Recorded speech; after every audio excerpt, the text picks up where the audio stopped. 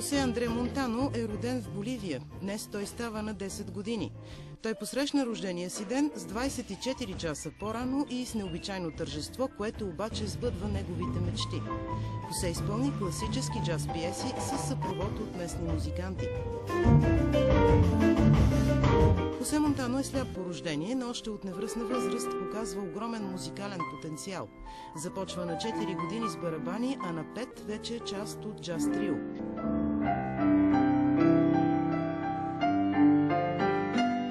Хосе казва, че хората трябва да приемат мечтите си сериозно и да работят упорито, за да ги превърнат в действителност.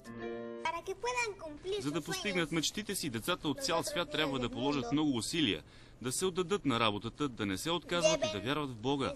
Трябва да са щастливи, защото така ще постигнат всичко, което искат. Изпълнението на Хосе във Вашингтон е част от програмата, която представя латиноамериканската култура пред света.